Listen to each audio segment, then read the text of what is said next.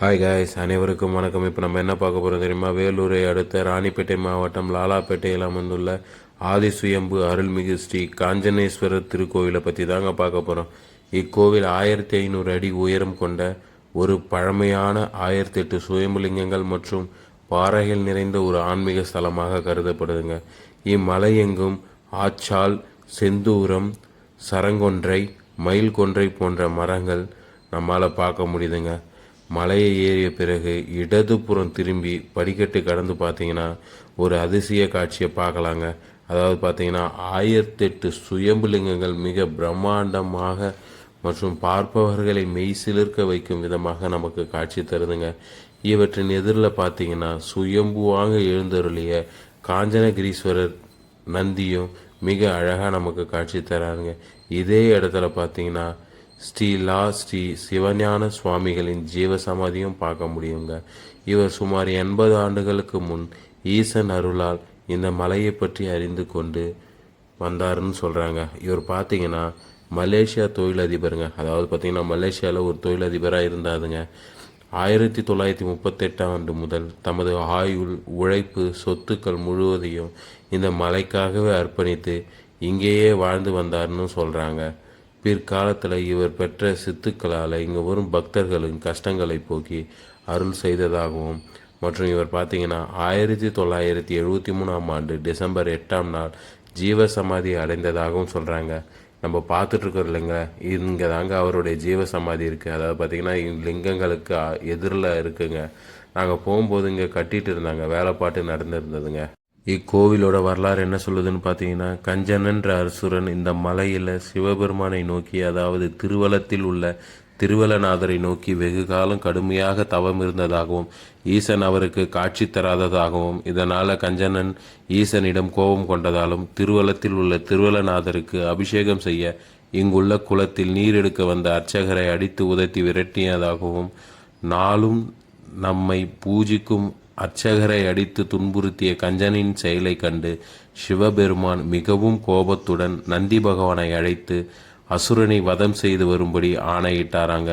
இதை கேட்ட நந்தி பகவான் அசுரனை அழைக்க கஞ்சன மலைக்கு சென்றாராங்க. இருவரிடையே கடுமையான போர் நடைபெற்றதாங்க. கடைசியில் நந்தி பகவான் அசுரனை 10 துண்டுகளாக வெட்டி வீசினாராங்க.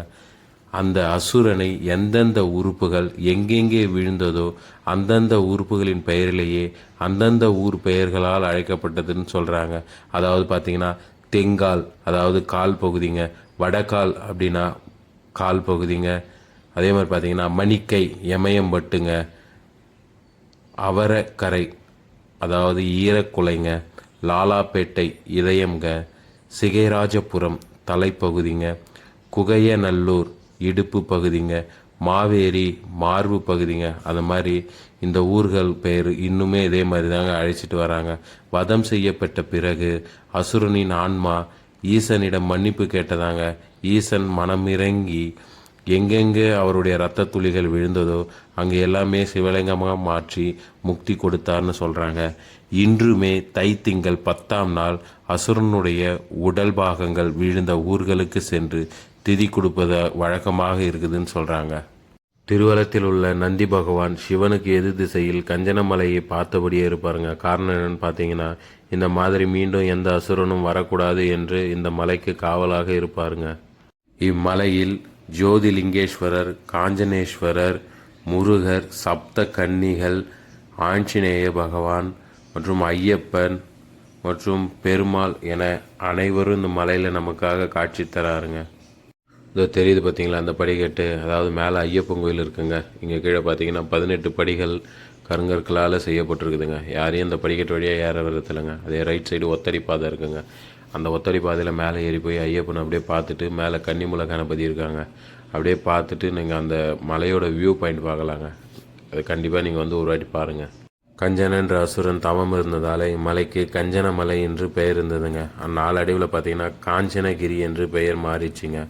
இக்கோவிலோட மற்றொரு வரலாறு என்ன சொல்லுது பார்த்தீங்கன்னா, முன்பு ஒரு காலத்தில் எரிமலை இருந்ததாகவும் அந்த மலைகள் வெடித்து சிதறிய கற்களே சிவலிங்கங்களாக சுயம்புவாக தோன்றியதுன்னு சொல்கிறாங்க. நாங்கள் இந்த கோவிலுக்கு வரும்போது பார்த்தீங்கன்னா திருவாசகம் பாடிட்டு இருந்தாங்க. அதாவது திருவாசகத்துக்கு உருகார் ஒரு வாசகத்துக்கும் உருகார் அப்படின்றதுக்காக மாணிக்கவாசகர் பாடிய மாதிரி நாங்கள் இந்த திருவாசகத்தை கேட்டு மெய்மறந்து அங்கேயே கொஞ்ச நேரம் அமர்ந்துட்டோங்க. இந்த திருவாசக வீடியோவை இந்த வீடியோ லாஸ்ட்டில் கொடுத்துருக்கோங்க. நீங்கள் மறக்காமல் அந்த திருவாசகம் பாடலை கேளுங்க. நீங்களும் மெய்மறந்து விடுவீங்க காய்ஸ். இம்மலையின் மற்றும் ஒரு அதிசயம் என்னன்னு பார்த்தீங்கன்னா மணிப்பாறைங்க. அதாவது அந்த பாறை தான் பார்த்தீங்கன்னா அசுரனின் கழுத்து பகுதி, அதாவது கண்டக பகுதின்னு சொல்கிறாங்க. இந்த பாறையை தட்டினா பெல் சவுண்டு கேட்குதாங்க, அதாவது வெண்கல சவுண்டு. இந்த சவுண்ட் பார்த்தீங்கன்னா திருவள்ளத்தில் உள்ள வில்வநாதீஸ்வரர் கோயில் வரைக்கும் கேட்குதுன்னு சொல்கிறாங்க. இந்த பெல் சவுண்ட் வீடியோவை லாஸ்ட்டில் இணைச்சிருக்கேங்க, மறக்காமல் பாருங்கள் காய்ஸ். அதே மாதிரி ஆன்மீக ஸ்தலங்களை பற்றி அறிந்து கொள்ள, கோயில்களோட வரலாறை தெரிந்து கொள்ள டிஎன் பக்தி விலாக் சேனலை சப்ஸ்கிரைப் பண்ணுங்கள் காய்ஸ். மறக்காமல் பெல் பட்டன் தட்டுங்க, அப்போ தான் நான் போடுற வீடியோ அடுத்தது உங்களுக்கு ஷோ ஆகும் காய்ஸ். Thank you guys.